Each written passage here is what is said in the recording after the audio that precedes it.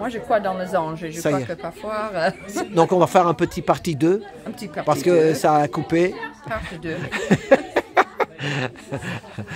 Non, c'est vrai qu'il faut garder le paix intérieur, il faut garder l'espoir. Il ne faut pas laisser ceux qui, voilà, veulent qu'on soit déprimé, qu'on se décourage. C'est ça. Il veut aussi nous diviser à tout niveau, en fait. C'est ça. Nous diviser entre pays, entre cultures. C'est ça, c'est ça. Et surtout ce que je te disais, tu sais, tout à l'heure, quand on a parlé comme ça, pas avec la caméra, je t'avais dit, tu m'as dit oui, le peuple américain, c'est pas les gouvernements américains, c'est pas pareil. Ah, tout à fait, tout à fait. Le peuple américain n'est pas le gouvernement américain. Il faut vraiment voir et analyser qu'est-ce qui contrôle la politique actuelle mondiale, pas uniquement à Washington D.C., chez moi aux États-Unis, où la politique est complètement capturée par l'argent, par le lobbying, par un système où il y a une sorte de corruption légale. En fait, le lobbying, la justice aussi. La justice, la capacité pour les hommes et femmes politiques pour aller servir dans les entreprises salariées une fois qu'ils sortent de la politique. On appelle ça la porte à l'arrière. Je ne sais pas comment on dit ça trop en France, mais c'est ce système qui est complètement contrôlé par l'argent, en fait. C'est ça. Finalement. C'est corrompu, on dit corrompu. Corrompu, merci beaucoup. Corrompu, merci pour la correction. Un système qui est complètement corrompu par l'argent. C'est ça. Et c'est mondial. On peut peut-être poser des questions si le fait qu'on a... Nous, personnellement, on a accepté un système comme ça, le responsable. On est responsable aussi, nous, ouais. Dans une certaine part, on a toujours, beaucoup de nous, on savait qu'il y avait la corruption dans la politique et ça n'attirait pas forcément les gens très honnêtes. Mais chaque fois, je pense que... quand peut-être les élections arrivent, ils sortent à nouveau et on a l'espoir de nouveau. C'est ça, à chaque fois, et ça revient la même chose. Chaque fois, ça revient la même chose parce qu'on est dans un système, un microclimat qui est complètement contrôlé par cette corruption. Donc la solution, ça ne va pas se trouver à l'intérieur de ce système, je pense, ce système malheureusement. C'est ça. Et c'est quoi les solutions? T'en as, toi? Qu'est-ce qu'il faudrait? Il faut que les gens se réveillent déjà, comme on dit. Je pense que déjà, il faut que les gens commencent à se réveiller sur certaines vérités sur la politique et de voir le vrai visage de l'ennemi. C'est ça. Et je ne pense pas que c'est qui on pense. C'est ni un parti politique, ni une personne, ni un homme ou une femme politique. Parce que de toute façon, les deux partis, je donne l'exemple des États-Unis, la politique américaine, que les deux partis reçoivent l'argent de les mêmes entreprises. Que ce soit le complexe militaire et industriel, le Boeing, le Halliburton, que ce soit l'industrie pharmaceutique, que ce soit l'énergie, le domaine énergétique, tout est contrôlé et capturé. C'est ça, c'est mondial. C'est mondial. Donc, je pense que pour changer ça, il va falloir un réveil et une vraie évolution de la conscience des gens. C'est ça. De comprendre qu'on ne peut pas avoir un système qui est contrôlé par l'argent. C'est ça. Et que ça soit plus humain, l'humain, le partage, voilà, c'est ça. Le partage doit entrer dans la conversation, dans nos cœurs. C'est ça.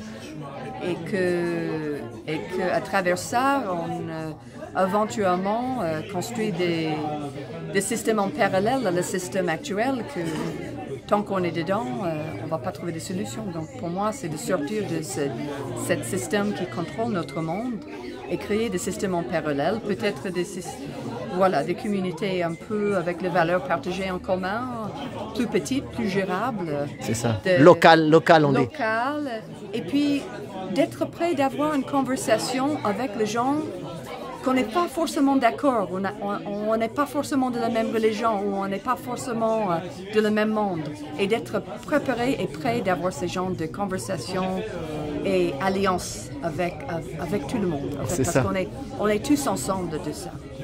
On est tous unis sur la planète. C'est ça. Contre ce petit groupe de personnes, 0,01% de personnes, ils disent une centaine de personnes éventuellement, 13 familles qui contrôlent les décisions politiques sur la politique, parce que c'est eux qui tiennent le pouvoir avec l'argent, la finance. Avec l'argent et la finance. Et puis c'est pareil, toi tu as des enfants, surtout parce que c'est vrai que les Américains, ils sont venus nous sauver pendant, j'ai dit, quand je prends des Américains dans mon taxi, souvent je leur disais American Liberation for France 1945, le débarquement. Souvent ils viennent, les anciens combattants qui ont, parce que c'était la même chose, eux ils défendent le pays et tout, mais ne surtout pas rentrer dans ce jeu-là, de repartir encore, va en guerre, tu sais, les jeunes qui partent en guerre, beaucoup de morts toujours pour les mêmes. Toujours pour le même, exactement. J'ai beaucoup de respect pour les personnes qui servent leur pays, servent dans le militaire, même les pompiers, les polices. J'ai énormément de respect des gens qui signent, qui risquent leur vie à le service de leur pays. Mais il ne faut pas, à le niveau des décisions politiques, que les hommes et les femmes politiques abusent de leur pouvoir, de nous envoyer à la guerre inutile pour leurs intérêts, les intérêts qui sont pour la plupart économiques et non pas pour la protection de pays. C'est ça. Et une fois que les gens commencent à se réveiller que presque toute la guerre mondiale, ça a des forces économiques derrière, plus que vraiment la protection de la souveraineté du pays. On va commencer à se réveiller. J'aime beaucoup lire et j'ai traversé en ligne au niveau des infos sur, par exemple, les familles qui ont financé la guerre, comme la famille Rothschild. Les deux côtés de guerre. C'est ça, voilà, des deux côtés, oui. Un clan, voilà, c'est ça, nous on le dit, c'est vrai. Et après, il y a, on se pose des questions s'ils avaient tout simplement arrêté de financer un côté. Ça se sera arrêté, voilà. Ça sera arrêté. C'est ça. Donc on commence petit à petit à se réveiller ça, parce que je pense que on voudrait tous d'avoir une belle vie, des opportunités, une chance d'avoir les amis, une famille, un travail éventuellement qui nous plaît, il y a des activités qui nous plaît, de contribuer, de créer des choses. Et c'est vrai qu'on est souvent limité par ce système qui est tellement sous contrôle. C'est ça. Il veut tellement nous garder dans un état de survie. Et on est tous unis. On demande, voilà, c'est ça, toujours d'être soumission. On est tous sur soumission. Voilà, c'est ça. Et toi, si c'est tu peux dire qu'est-ce que tu fais comme travail ou qu'est-ce que tu as fait? C'était quoi dans ta vie, le travail? Tu fais quoi, toi? Alors moi, j'ai enseigné les enfants. Je travaille dans le travail associatif, dans les écoles. J'interviens dans les écoles, les cours de théâtre et en anglais. J'ai écrit aussi. Ah oui. Eh ben, merci beaucoup. Merci. Eh ben, à la prochaine fois. Va faire une petite promenade avec Maximus. Avec plaisir. Pour qu'on vous suive encore. Bon été à tous. Ben voilà. Et à la liberté. Et même si on part pas en vacances, c'est pas grave. Si on n'a pas voilà, faut pas rêver de se dire, faut pas être frustré. Moi, ça fait 10 ans que j'ai pas pris des grandes vacances. Oui. C'est pas grave. on fait des choses et puis tu peux faire des petites choses. Tu vas, si on s'ennuie chez nous, le samedi il y a des manifs dans Paris. Tu viens discuter avec. C'est comme ça que tu as rencontré Maximus. Ah ben oui, c'est absolument comme ça. Tu me l'as dit. Ça fait, oui, je connais. Ça fait 4 ans depuis que je n'ai pas quitté l'île de France, donc je connais. Hein, les vacances peut se trouver à sa porte. C'est ça, c'est ça. Il ne faut pas se frustrer parce qu'ils veulent nous frustrer. Voilà, c'est ça. Ah ben oui, oui. Quand je dis ça, je souhaite à tout le monde de profiter de l'été et de profiter de tout moment pour trouver le bonheur. C'est ça. Lire un livre, lire des choses, aller en forêt ou au bord d'un lac là-bas. Il y a des lacs à côté de chez vous. Là, j'ai vu, vous avez. Ah ben oui, vous avez un magnifique pays ici en France. C'est ça. Et, on a beaucoup de chance. Toi, tu es de Californie, Moi, je suis de la Californie, oui. Voilà. Oui. Souvent, quand je prenais des Américains dans mon taxi, dès qu'ils montent dans la voiture, je lui dis, where are you from? Et puis, je leur dis, Californie. Why? Ils se demandent, c'est où? Je dis, Boston, Massachusetts. Tu vois, je connais beaucoup de. J'ai jamais été aux États-Unis. Oui. Mais ils étaient tellement gentils, les Américains dans mon taxi, hein, les touristes, quoi. Oui. J'aimais bien parler avec eux. Et je connais beaucoup de choses aux États-Unis parce que je parlais avec eux. Et ils me disaient, hey, good driver. Des fois, tu sais ce que je leur mettais? Je vais te le dire. Des fois, pourtant, je ramenais des fois même des gens qui avaient dans des grands hôtels, hein, qui avaient un peu de sous. Hein. Je leur mettais de la musique de Paris, de l'accordéon, Edith Piaf et tout. Tu sais ce qu'ils faisaient? Ils voulaient pas arrêter à l'hôtel. Ils me donnaient en francs, c'était en francs, ou 10 € de plus. Tourne autour de l'hôtel encore. Tu comprends? Avec la musique. Ah, c'est génial. Voilà, et parce que l'ambiance, ils étaient contents. Et puis voilà, ils voulaient pas rentrer tout de suite, ils voulaient encore faire un tour.